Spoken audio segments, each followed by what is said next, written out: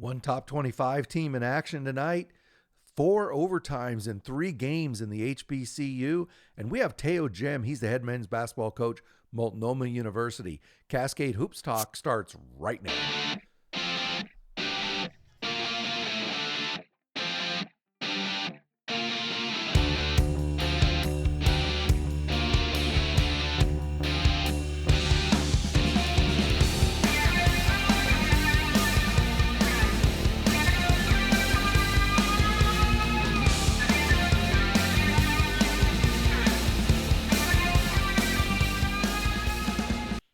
Hey, how's everybody doing? I hope your morning's starting out right. Let's take a quick look at the Heart. Baker was off tonight, but one surprise in the conference. Benedictine beat Grandview in Des Moines. Bit of a surprise. Big win for Benedictine. Tough loss for Grandview at home, and you can see the rest of the scores there. Let's go over to the standings. So Baker and Graceland continue to lead that conference. Baker has a 1-game lead over Graceland, and Graceland has a 1-game lead over Peru State. Notice that battle for 4th. We're going to be watching that close, Mid-American Nazarene and Park. Let's look at the schedule for Wednesday. A couple of games we're going to be watching close. Missouri Valley's at Mid-American Nazarene, a chance for Mid-America to pick up another notch maybe. Central Methodist is going to be at Baker. Can they knock Baker off? They're stumbling a bit. Peru State will be at Grandview. So those are the games to watch in the Heart on Wednesday. Hey, let's quickly listen to, well, it's not quickly, it's 20 minutes. Let's, oh, there's a story that goes with that, but I won't tell you right now. Teo Jem, head men's basketball coach over at Multnomah University. He been there for a couple years now. This is a program that has always been kind of written about a lot of three-pointers. Justin Martin played there, great scored. I saw him score 72, 71 points one night. They were always fun to watch, but they weren't very competitive. Teo and Quinn Curry the last couple of years have really remolded the Lions into a good, sturdy basketball team. And then halfway through this season, they find out that the university is going to end all their undergraduate programs as well as their athletic programs. So what we wanted to talk to Teo about was, because they're competing for, I mean, they could end up 4th in the conference in the Cascade right now. They're competing for that position and trying to hold everything together down these last 5-6 games in the Cascade Conference. We want to know how he was holding it all together. So we talked to Teo Jem today. Take a listen. Cascade Hoops Talk. I got Teo Jem. He's the head men's basketball coach, Multnomah Lions. Thank you, Coach, for being on. Good morning. Good morning. Hope all is well. Yep, very well. I appreciate you calling in. It's, you guys, the Multnomah Lions, are in a unique situation. Probably everybody around the country knows that the campus is going to change purposes and the athletics are going to end after this season. So it's a really bittersweet time for you. And in the middle of all this, Teo, you're battling not only for a playoff spot, but to move up. I mean, you could get up to the, that 4th, 5th spot. Oh, you've only got 7 losses. You could get up to the 4th spot. Talk about kind of that dichotomy you got going on right now, holding the team together because they know it's the last season. Plus, you could actually get to a home playoff game. Yeah. I mean, first of all, just, I appreciate just, taking the time just to speak. I've always enjoyed our conversations. And this is, it's a unique situation. When we found out that the school announced that they were going to make the decision to completely cut, our undergrad program and all athletics starting in fall, we were already rolling. It wasn't like it was the beginning of the year and we kind of just had this huge motivation booster and everything. I mean, we were rolling. We've been playing solid basketball. I mean, this is one of the toughest conferences in the country. It's been like that. I mean, I played in this conference 10 years ago, and it's the same, and, we're making a really, really, big push. And, for Coach Curry and I, our biggest goal for this year wasn't necessarily let's make this seed or let's do this, let's do that. It's like, can we push this program? Can we build something and make Multnomah competitive enough in the conference? And I believe we've served that purpose, and now it's we're just continuing to just continue to roll on, and I'm very, very excited for a postseason opportunity, and not only a postseason opportunity, but to be successful in the postseason. I've observed, as you know, the Cascade Conference for more years than I'm going to admit. And what I've been really impressed with is that not only the competitiveness you brought to the program, that the team has always been dangerous because of their style of play, but that you have a very well-rounded program. You're strong defensively. It's not just a bunch of athletes and shooters that were thrown together, which sometimes is in the past, shooting just number of threes. But I think when NAIA was named the defensive player of the conference, that was a real eye-opener to a lot of people because Multnomah's never been known defensively, and now you're one of the better defensive teams in the conference. Talk about that transition to, just build a more rounded team. Definitely. Yeah, I mean, going from year one and how we recruited and built the roster to year two, I mean, obviously it's different circumstances, situations, but basically having one full-time returner, my number one focus is let's focus on the team defense aspect. Let's focus on, being able to, just being able to compete on the defensive end. Last year, I mean, we went for the outrageous athletes and just unbelievable, just athletes and offensive type style, but we're missing that piece, and so I wanted to focus on the defensive side.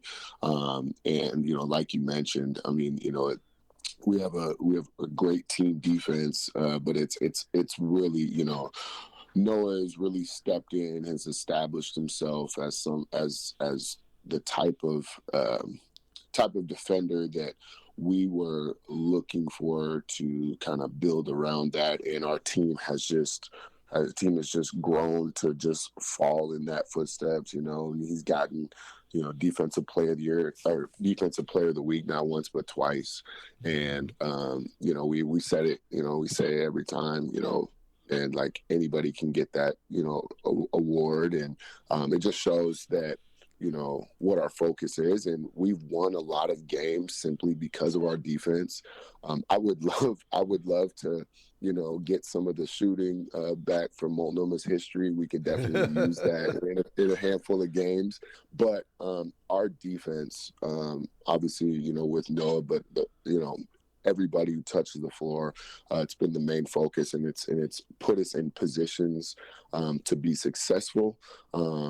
And we've come up short.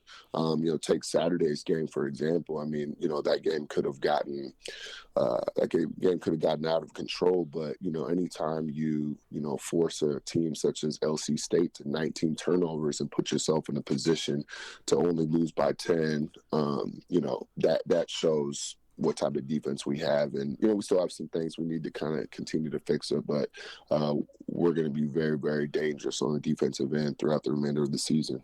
So just so people know, we're talking about Noah McCord. He's a junior out of Utah. He's really brought a toughness to your program that is so, I mean, it's so necessary in the Cascade Conference because these games are hand-to-hand combat. Yeah. I mean, Noah has been such a blessing, to this program and really to the conference. I mean, he, if you're looking at the stats or looking at the numbers that he's putting up, I mean, just right out the beginning of the season, we go down and play Jessup and he puts up 20 rebounds on them. And I mean, he's 6'5" doesn't really jump that much, but he just is an unbelievable, has a great work ethic, and he has unlimited amount of energy. And it's just you talk in the basketball world, you talk about having like that dog mentality. He has that.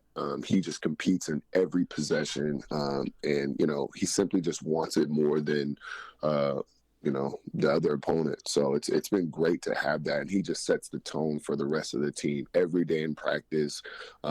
He's just setting the tone, and it's been nice that our team matches that. We don't necessarily just look at him to kind of save us on the rebounding or save us on the hustle plays, but he sets the tone from the jump. You know, you've got a couple of guards that have really set the pace for you. Marjay Winfield, a 5'8" guy out of a sophomore out of Chicago. He's one of the best perimeter defenders in the conference. And then Noah Madsen, who's just, Yeah. stable. How do you, I don't know, that's not the right word, but he's strong in every aspect. Sophomore out of Utah as well. Talk about the guard play you've gotten. You've had terrific guard play. Yeah. Again, I'm just so blessed and thankful to have both of those individuals. Marjay, he was my only high school recruit last year, and he was my only returner. I decided to move on from last year's team, and he has shown tremendous growth in this conference, going from freshman year to sophomore year. I mean, he's playing like a veteran right now, and then having Noah Madsen as a piece. I mean, it's fun watching them in practice. I mean, I know in the games it's nice, but it's fun watching them in practice, going at it, matched up against each other. They push each other each and every day. But even though we've only had Noah Madsen for only a handful of games, because he wasn't able to play the first part of the season, but he has had an immediate impact. Coach Curry, he's a stat guy and numbers guy, and he has reminded me constantly that our assists have just gone up tremendously since Noah has played with us, and now he's shooting the ball, which is something that we have been just patient with him, knowing that it was there. He just kind of had to catch a rhythm. I mean, his situation was unfortunate. It wasn't his fault, but he's catching rhythm right now. And so having those two as a coach, when you have not only one point guard that you can trust to, completely control the game, but you have two of them. I mean, I've got other things that I can focus in the game, but with those two individually, like I just, completely trust the both of them. They work really well off of each other. And the most importantly, they complement each other, whether it's, pushing Marjay off the ball. He's turned into being one of the best 3-point shooters in our conference. And now, having Noah being able to distribute the ball, get paint touches and kick, I'm comfortable and confident enough that we can play both of them together, and they just make us so much better. And it's been a fun opportunity to coach both of them. A guy you've gotten tremendous production out of is Kalen Torkanu. He was Yep. no, I hope I say his last name right. He was Noah McCord's teammate in high school. He's a big guy, but he moves well. I think he's your leading points guy this season, but he has a unique game. Yeah, it's interesting actually. Noah McCord, Noah Madsen, and Keelan have all known each other since like the 4th and 5th grade. Oh, They all I didn't know that. Yeah, and so it's interesting, when we recruited Noah McCord first, and that was our guy we wanted. Like we were recruiting him throughout the season, and then he started talking about his point guard Noah Madsen. Would we be interested in bringing in another smaller guard? And we said yes. We started recruiting him, and then they both, Noah Madsen and Noah McCord, then kind of came to us and was like, "Hey, we've got our other, teammate from Whatcom that we grew up playing. His name's Keelan, and we were kind of looking for another big, and we were trying to figure it out. And we were like, you know what, like let's, we got on the phone with Keelan, and it was. Then we kind of didn't know, he's kind of undersized. We were like, okay, we'll play him, kind of a big forward, and wow, he has just completely jumped in this conference and has just taken it by storm. And he is, one of the best players in the conference. Scoring, he shoots the three, he's rebounding, he's defending. He is just, he's a type of player that we can use him in several different spots. In several different spots on the floor. He can be more of the ball screener, the pick and pop guy. He can be the post up guy, and he can pass. And he's just a competitor. And so, he was kind of just like let's sign him, and it was kind of we didn't get the opportunity to build that connection and that rapport with them throughout the recruiting process as we did with Noah McCord and a couple of other guys. But again, it's another blessing for this program, and he is one of the best players in the conference. I want you to talk about a senior, a guy I kind of have a soft spot for because I used to live for years a few blocks from where we went to high school up at De La Salle. Kadeem Nelson, all around good guy. He's kind of a glue guy. He's a Portland guy. Just talk about him. He's kind of been hot and cold on his 3-point shooting, but you know what you're going to get from him every night. For sure. Me being a Portland guy, Kadeem being a Portland guy. I've known Kadeem since, he was a kid. And he's had a very unique journey throughout his basketball career. And one thing I will say about Kadeem is he has matured so much, both on and off the court. He's battled a lot of adversity off the court.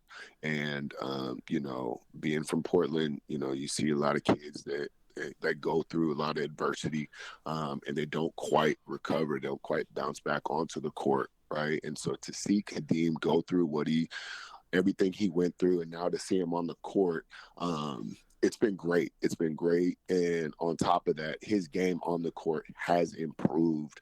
I think that he is the most complete player that we have and that I probably have coached on both sides. I have a great relationship with him, so I can be on him about, hey, you're a better defender than that, or hey, we need a better shot than that. But overall, it's been fun just coaching him his last year in college basketball. And, he has such an impact, even if he's not, making the threes or anything. It's just his presence on the floor.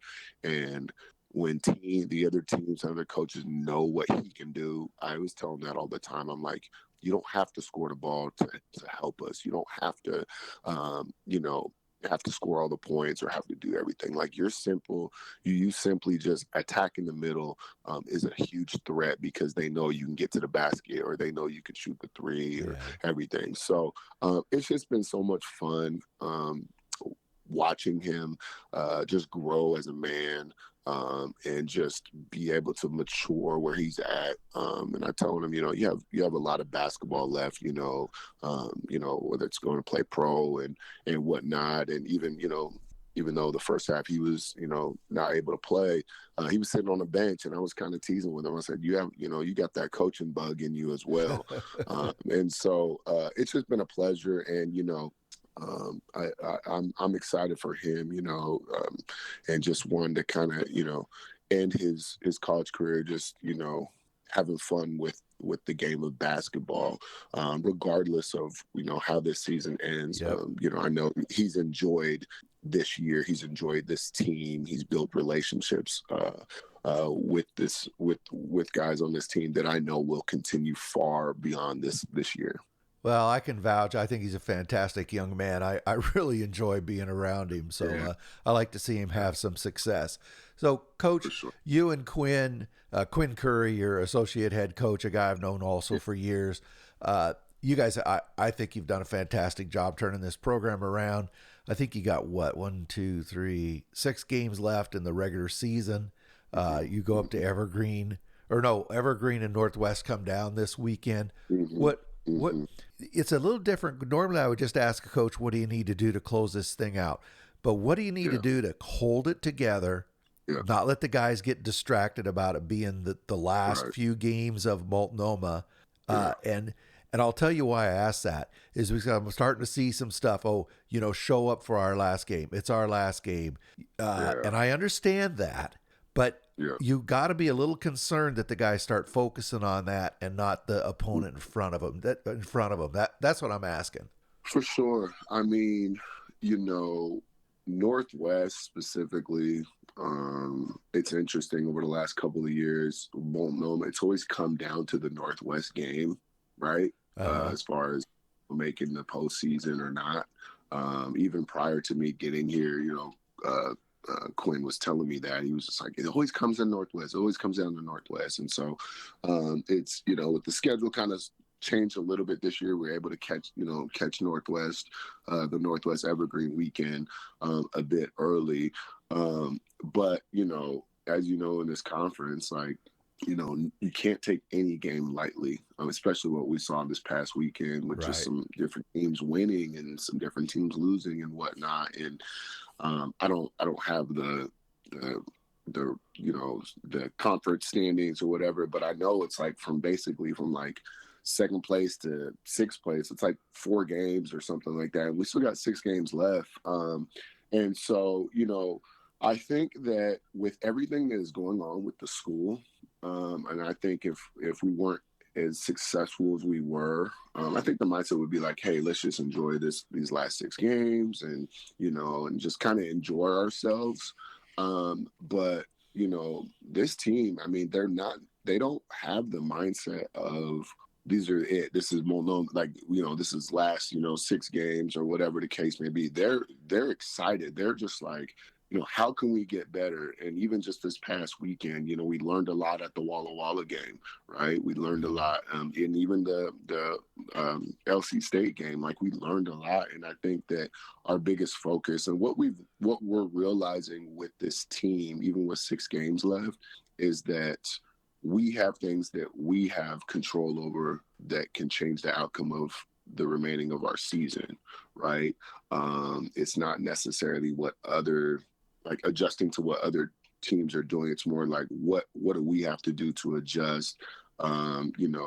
It's starting to where just changing, like as far as how we're approaching. We've proven that we're like the second half team. We don't really necessarily get off to this great start. We've only probably got off to a great start a couple of conference games. So that's something that has been an urgency for us, and that we will speak that urgency going into this weekend, regardless of who our opponent is. I think there is motivation with this group because we've done a lot of firsts this year, right? We've had the most conference wins, right? We've kind of done certain things, and so another opportunity for us is like, hey, if we handle business these first 2 games out of the remaining 6, that can allow the opportunity, the idea of postseason becoming more realistic, instead of adding the pressure of, hey, Right. we need to win, we need to win, we need to win. It's like, let's just handle business, and the results will take care of themselves as long as we do what we have control of, and we do what we can do. Again, the results will play itself out. I believe that regardless, we make the postseason regardless of what seed we are. The type of basketball that we are playing right now, we're getting to the point where we're really starting to hit our peak. I believe we are the most dangerous team coming into the postseason. And I'm just confident in that. And other teams are playing really well, but I'm just confident that if once we get into the postseason, we're going to be playing our best basketball, and that's what's been fun about learning even after these losses. Like I keep referencing this loss that we just had. Right. We learned a lot about ourselves, that we came back and we were despite LC having 45 free throws, we battled through that adversity despite being down a handful of points in the second half. Like, we battled back. And so I kept telling these guys, like, do not be surprised if we don't see LC in the postseason, right? Or we Yeah. don't see College of Idaho back in the postseason here. Like, don't be surprised at, but we've learned a lot from the losses that we've had and the adversity we've faced. And so that's been the biggest focus going into these last 6 games, is they are just as focused as we were at the beginning of the season, regardless of all the noise that's happening outside of the courts.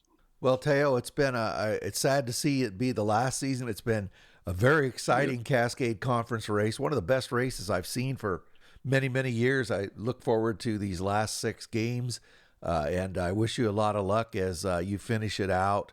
I want to it'd be exciting to see how far you can get these guys.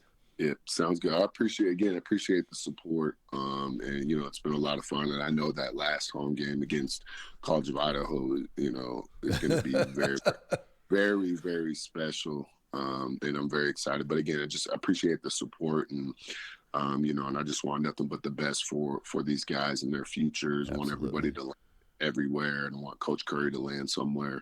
You know, it's a really special group off the court as well. So. I totally agree. And boy, people better take note, because a lot of these guys, other than Kadeem, I think they all got eligibility left. Yeah, we've got one more senior named Alex, but everybody else, yes. I mean, you know, I wouldn't be surprised if I get a whole bunch of phone calls once the season is over for these guys, and that's the number one goal. Is I want to get these guys somewhere.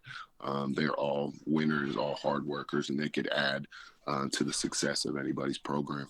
Well, thank you very much, Teo. I appreciate you taking the time. That's Teo Jim. He's the head men's basketball coach, Multnomah Lions. Thanks, Teo. All right, thank you. Take care.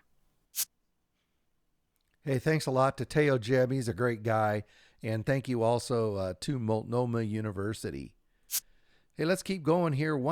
Top 25 game tonight. William Woods was in action at Crowley's Ridge. They beat them 93-64 to go to 20-2.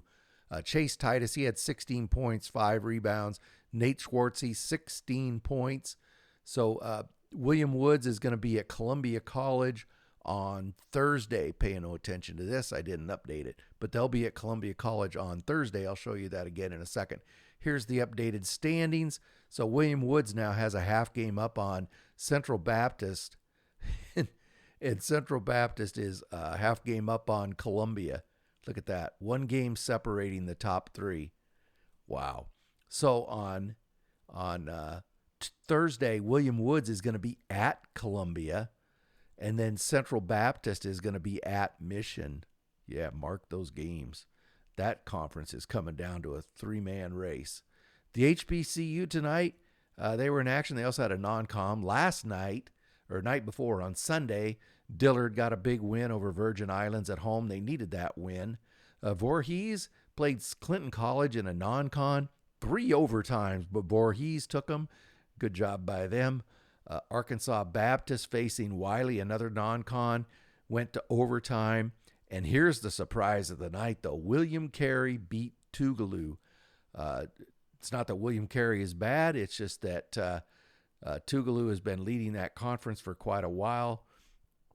So, that was a non-conference game as well. Okay, sorry about that. They were all 3 non-conference. So the standings now, Tougaloo, Dillard, and Stillman all tied for first. See that? And then Philander Smith is just a game and a half out. And then Talladega is about the same. Look at that. There's 1, 2, 3, 4, 5, 6 teams all basically in the same boat. So on Tuesday, Philander Smith is going to be at Virgin Islands as Philander Smith tries to break into that top 3. On Wednesday, Talladega is going to be at Rust. In the Cal Pac, I wanted to catch you up on this. I told you we'd make sure we talked about them at least once a week. This weekend, Simpson beat Westcliff. That was a big win for Simpson.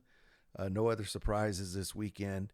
Here's the standings. Merced leads the conference 2 games ahead of Westcliff and La Sierra. I think Merced. I think Merced is going to be tough to beat in that conference. So on Thursday, Simpson is going to be at Cal Maritime. That's an opportunity for one of those teams to kind of break out and break into that, battle for third. And then here's the rest of the games. And then also on Saturday, Westcliff, who's trying to stay in the second position, will be battling La Sierra. Well, I really appreciated everybody's time tonight. Join us tomorrow. We'll have Noel Emmenheiser. We won't be doing the conference updates because I'll be traveling. But Noel Emmenheiser, Madonna Crusader basketball. Hey, thank you very much, and we'll talk tomorrow. That's all I got. Thank you very much for supporting our podcast. Please like and subscribe. Get out to your local NAIA school because NAIA basketball is the best entertainment value in America.